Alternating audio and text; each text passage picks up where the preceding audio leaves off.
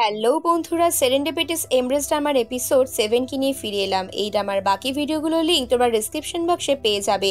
আর আমার এক্সপ্লেনেশন ভালো লাগলে চ্যানেলটিকে সাবস্ক্রাইব করে লাইক কমেন্ট শেয়ার করে দিও। গল্পের শুরুতেই দেখতে পাই জুনহো মানে হংজুর এক্সের সাথে ওর কথা হয়। জুনহো ওকে জড়িয়ে ধরে, বলে আমি যদি সত্যি সত্যি অনেক অসুস্থ হয়ে যাই তাহলে তুমি কি এখনো আমাকে ছেড়ে চলে যাবে? তুমি কি আমাকে আর আগের মতন একটুও ভালোবাসতে পারবে না?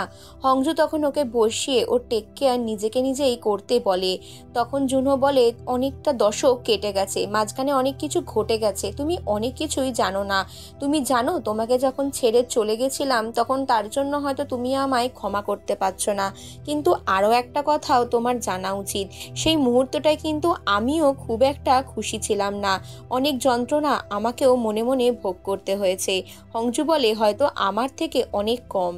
তারপরে সিনে হুইয়ংকে দেখি, হুইয়ং এর মা মিস বেইকোকে বলে যে আমি এবার থেকে তোর উপর নজর রাখবো, এই কোম্পানিতেও আর সব তোর জীবনেও। তো এটাতে হুইয়ং প্রচুর রেগে যায়, রাস্তায় জোরে গাড়ি চালাতে থাকে আর একটু নিঃশ্বাস নেওয়ার জন্য গাড়ির কাঁচটা নামিয়ে দেয়, কারণ ওর আজকে হংজুর সাথে দেখা করতে যাওয়ার কথা আছে। এদিকে হংজু ওর বসকে এসে জানিয়ে দেয় যে আমি এই প্রজেক্টটা করতে পারবো না, অ্যাভান্ট গ্রেট লাভ স্টোরি নিয়ে যে অ্যানিমটা বানানোর কথা ছিল সেটা আমি বানাতে পারবো না। এটা নিয়ে ওর বস প্রশ্ন বলে যে এটা আমার পার্সোনাল ম্যাটার। তোর বস ওই ব্যাপারটা একটুখানি খারাপ লাগে, আর হংজুরও খারাপ লাগে। হংজু তাই একা একটা টেবিলে বসে বসে কিছু অল্প বয়সী ছেলে মেয়েদের কথা শুনতে থাকে, কিন্তু এই ছেলে মেয়েগুলো ভাবে যে ও একটু অদ্ভুত ধরনের মেয়ে, তাই সেটাকে নিয়ে হংজু মজা করতে যায় ওদের সাথে, কিন্তু তারা ওকে পাত্তা না দিয়ে চলে যায়। এরপর হুইয়ং আসে, আর হুইয়ংকে দূর থেকে দেখতে পেয়ে হংজু ছুটে গিয়ে ওকে জড়িয়ে ধরে, বলে এত দেরি করে এলে কেন? হুইয়ং বলে আমাকে মাফ করে দিও। এরপর ওরা দুজনে কার রেস গেম খেলতে থাকে, যেখানে ওরা দুজনেই বাচ্চাদের বাইকে উঠেছিল বলে বকাবকি করতে থাকে, আর ওরা একইভাবে জম্বি শুটার গেমও খেলতে থাকে। মোদ্দা কথা ওরা দুজনেরই রেগুলার লাইফ থেকে ফ্রাস্ট্রেশন থেকে বেরোনোর জন্য একটু এনজয় করে। এখানে কারাওকে করতে থাকে হংজু, আর তারপর হুইয়ং সুন্দর কারাওকেতে গান করে। এভাবে ওরা সুন্দর টাইম স্পেন্ড করে, যে বিষয়টাকে দুজনেই এখানে উপভোগ করতে থাকে। রাতের বেলা দুজনেই আনন্দ করে গল্প করতে করতে এরপর বাড়ি ফিরে আসে। এখানে জিজ্ঞেস করে যে তুমি সত্যি নিজের কাজ ছেড়ে দিতে চাও? হুইয়ং বলে হ্যাঁ, আমার এই ব্যাপারে আর কোনো চিন্তা নেই, তবে তোমাকে নিয়ে চিন্তা, তুমি আমার মায়ের থেকে সামলে থেকো। এর পরের সিনে আমরা হংজুকে দেখতে পাই। হংজু এখানে ভিডিও কলে হেজির সাথে কথা বলছিল। হেজিকে বলতে থাকে তোমার সাথে মিস্টার সনের ব্যাপারটা কি হলো? হেজি বলে কি জানি, এত সুন্দর সেজেগুজে চুল সেট করে গেলাম, কোনোটাই তো কাজে এলো না। তুমি বলো যে পাহাড়ে ওঠা জুতো পরে এখন আমি কি করি? তখন হেজিকে হংজু বলে চিন্তা করো না, সব ঠিক হয়ে যাবে। এদিকে ও গ্রেট আভান লাভ স্টোরি সমেত যে যে বইগুলো এখানে জুনহোর স্মৃতি বইয়ে রেখেছিল সেগুলোকেও ডাস্টবিনে ফেলে দেয়। পরের দিন সকালে হুইয়ং যখন মর্নিং ওয়াক করতে যায় তখন ও বইগুলোকে দেখতে পায়।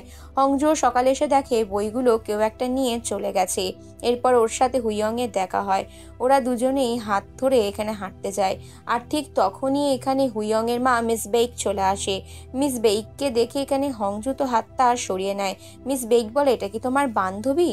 কিন্তু হুইয়ং জোর করে হংজুর হাতটা ধরে বলে না, ওকে আমি ভালোবাসি, ও আমার গার্লফ্রেন্ড।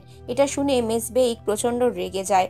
এরপর ওকে পার্সোনালি ডেকে বলে আমি ওকে জানি। হুইয়ং বলে তুমি কি করে জানলে? হংজুরকে ব্যাপারে বলে যে এই মেয়েটাকে অনেক কিছু জানি। আচ্ছা, তোমাকে আমি আমার প্রপার্টি ম্যানেজ করতে বলেছিলাম, তুমি তো দেখছি সেটা ঠিকঠাকভাবে পারছো না। এটার পর হুইয়ং এর কথা বলা হয় যে তুমি ইউএসএ ব্যাক করো। এদিকে হংজু সারাদিন অন্যমনস্ক থাকে।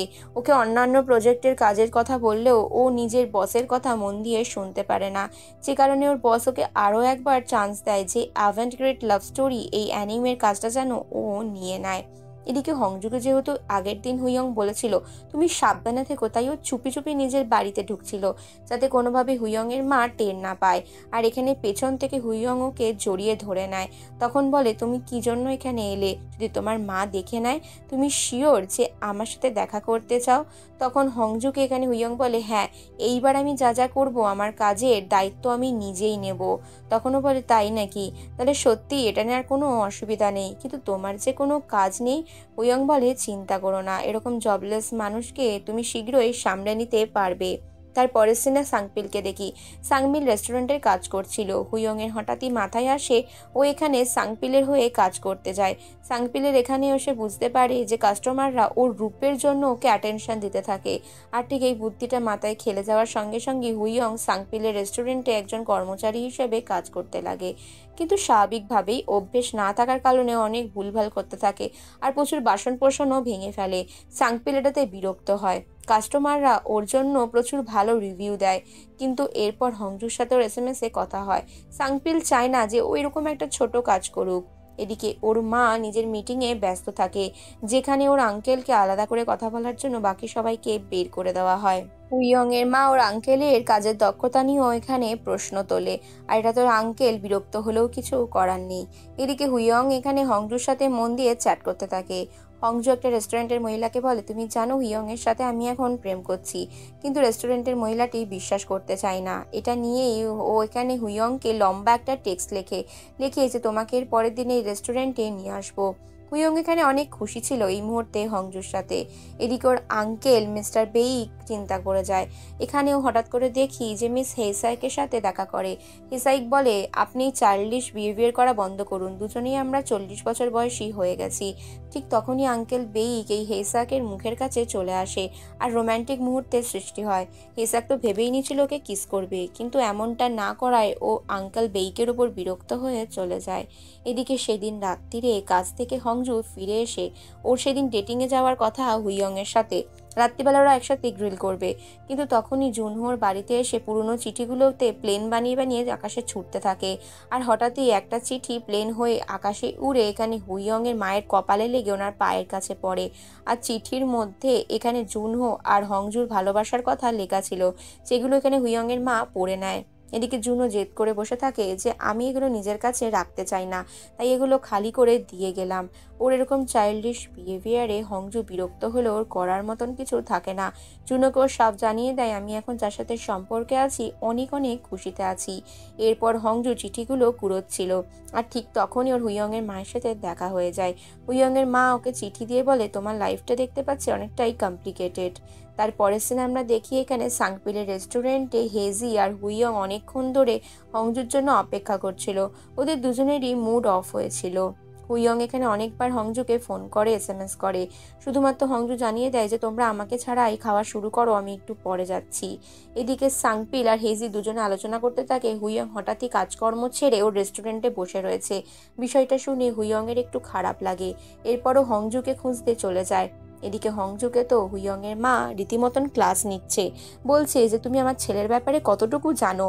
তখন এখানে হুইয়ং এর ব্যাপারে হংজু সবটাই বলে যে আপনার ছেলের সাথে আমি সম্পর্কে তো আসতে চাইনি, কিন্তু ও এতটাই গুড লুকিং ভালো ছেলে, ওর মতন ছেলের প্রেমে যে কোনো মেয়েই পড়ে যাবে। বিশ্বাস করুন, ওই আমার কাছাকাছি এসেছে, আমাকে প্রথমবার কিস অব্দি ও করেছে। তো এই কথাটা শুনে হুইয়ং এর মা একটু অবাক হয়ে যায়। তারপর বলে, হ্যাঁ আমি জানি আমার ছেলে এতটাই চার্মিং, কিন্তু তুমি এটা কি জানো ইউএসএতে ওর তুমি ছাড়া আরও অনেক গার্লফ্রেন্ড আছে। কথাটা শোনা মাত্রই হংজু বিরক্ত হয়ে ওখান থেকে উঠে চলে যায়। হুইয়ং এর মা বুঝতে পারে না ওনার প্ল্যানটা কাজ করলো কিনা। এদিকে হুইয়ং ফিরে এসে দেখে জুনহোর ফেলা ওই চিঠিগুলো। যে চিঠিগুলো দেখে ওর মনটা স্বাভাবিকভাবেই একটু কষ্টে ভরে যায়। তখনও উঠে এসে দেখে হংজু বেঞ্চের মধ্যে শুয়ে আছে। হংজুকে বলে, তুমি এভাবে শুয়ে আছো কেন? হংজু বলে যে তোমার নাকি ইউএসএ অনেক গার্লফ্রেন্ড রয়েছে। হুইয়ং বলে, এটা মোদ্দা কথা নয়, আমি তোমার মায়ের কাছ থেকে এগুলো জানতে পেরেছি আর এও জেনেছি তুমি শীঘ্রই আবারও ইউএসএতে ফিরে যাবে। তাহলে এভাবে ফিরে আসারই বা দরকার কি? তুমি তো এমনিও চলে যাবে, তাহলে আমাদের এই সম্পর্কের মানে কি? হুইয়ং বলে, তুমি ভুল ভাবছো, এরকমটা কিছুই করব না।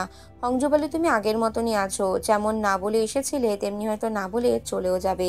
এটার পরে হুইয়ং মানসিকভাবে প্রচণ্ড আঘাতপ্রাপ্ত হয়। ও সোফাতে প্রচুর প্রচুর ড্রিঙ্ক করতে থাকে আর একাই শুয়ে থাকতে থাকে। ওর মা ওকে প্রশ্ন করলে বলে, আমি ঘুমোচ্ছি না, এমনি শুয়ে রয়েছি। ওর মা বুঝতে পারে যে এখানে হুইয়ং ওনার ওপরে জেদ করে এ ধরনের কাজগুলো করে যাচ্ছিল। তার পরের সিনে হংজুকে আমরা দেখি। এখানে হংজু আর হুইয়ং এর মধ্যে ছোট্ট একটা ঠান্ডাভাবে একটা লড়াই হয়ে গেছিল। হেজি পরের দিন স্কুলে জিজ্ঞেস করলে হংজু মনে পড়ে যায় পুরনো দিনগুলোর কথা। হংজু মনে করতে থাকে যে আমাকে ভালোবেসে সবসময় ও আগলে রাখতে চেয়েছে, কিন্তু আমি বোধহয় হুইয়ংকে কোথাও একটা ভুল বুঝছি। এরপর হেজি স্কুলেরই টিচার ছিল। হেজি হংজুর সাথে কথা বলতে আসে, হেজিকে সবটাই বলে। হেজি তখন বলে, তুমি কি করেছো? আচ্ছা ঠিক আছে, এই মুহূর্তে ছাড়ো, এরকম ঠান্ডা ঝগড়া তো হয়েই থাকে। এদিকে হুইয়ংও ড্রিঙ্ক করছিল। সাংপিল ওর বাড়িতে চলে আসে। সাংপিল আসার পর বলে, তুমি কালকে এভাবে চলে এলে কেন? সাংপিলকে বলে যে তোমাকেও সরি বলি, কারণ আমি হঠাৎ করে চলে এসেছিলাম। সাংপিল অনেক বাজার করে এনেছিল, আর ওদের হুইয়ং এর বাড়িতে এসে অনেক রান্না বান্নাও করে। এখানে দেখানো হয় হংজুর সাথে হেজি আর হুইয়ং এর সাথে সাংপিল দুজনেই খুব কোয়ালিটি টাইম স্পেন্ড করতে থাকে। দুজনেই এখানে চারজনে একে অপরের মনের কথা শেয়ার করে যে ওদের রিলেশনগুলোর মধ্যে এক্স্যাক্টলি কি প্রবলেমটা চলছে। হেজি অংজুকে অনেক করে বোঝায় যে তুমি হয়তো হুইয়ংকে কোথাও ভুল বুঝছো, ভালো মতন বোঝো আর সময় নাও। এদিকে হুইয়ংকে সেম কথা সাংপিলও বোঝাতে থাকে যে তুই হয়তো অনেক কিছুই হংজুর ব্যাপারে জানিস না, তোকে কিছু ছবি দেখাই, এই দেখ, এই ছবিগুলো দেখ। যখন আমরা প্রথম গ্র্যাজুয়েশন করি তখন আমাদের এই রকম সম্পর্ক ছিল। তুই জানিস প্রথম যখন অ্যানিম সিনেমায় হংজুর নাম বেরিয়েছিল তখন ও কতটা এক্সাইটেড ছিল।